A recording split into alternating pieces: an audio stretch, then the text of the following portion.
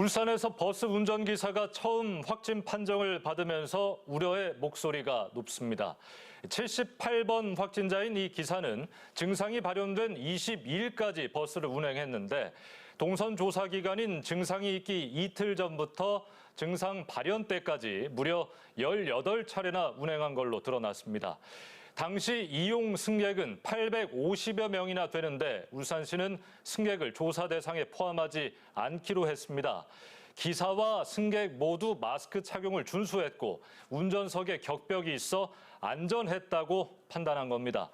하지만 취재진 확인 결과 마스크 착용을 지키지 않았다는 증언이 나왔고 에어컨 가동으로 인한 환기 부족도 위험 요인으로 지목되고 있어 안심하긴 이릅니다. 배대원 기자입니다.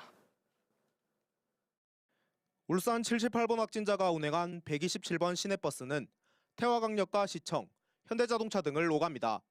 이 확진자는 지난 20일부터 근육통과 발열 등의 증상이 나타난 22일까지 모두 18회에 걸쳐 버스를 몰았습니다.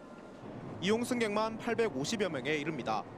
울산시는 버스 내부 CCTV를 분석한 결과 이용자 모두 마스크를 착용했고 운전석에 격벽이 있어 감염 가능성이 낮은 걸로 보고 승객들을 조사 대상에 포함하지 않기로 했습니다.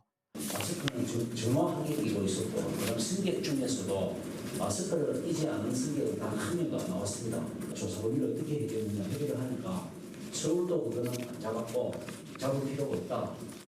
하지만 정작 확진자의 말은 다릅니다. 20일부터 21일까지 운행하실 때 승객들이 마스크를 착용을 안 한다든지 이런 일이 조금 있었나서요?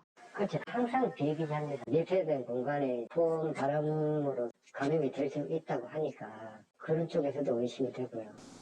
이런 감염 가능성을 막기 위해 서울시는 창문을 연 채 에어컨을 켜고 운행하라는 지침을 내린 바 있지만 울산은 따로 지침이 없는 상태입니다.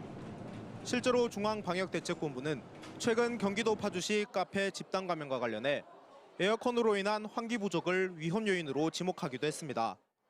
위험 요인을 분석한 결과 천장형 에어컨 가동 중이었지만 창문을 통한 자연 환기가 부적절했고 또 78번 확진자는 지난 23일 자진의 검사를 받으려 했지만 울산은 울산역을 제외한 선별진료소를 주말에 운영하지 않아 검사를 받지 못했습니다.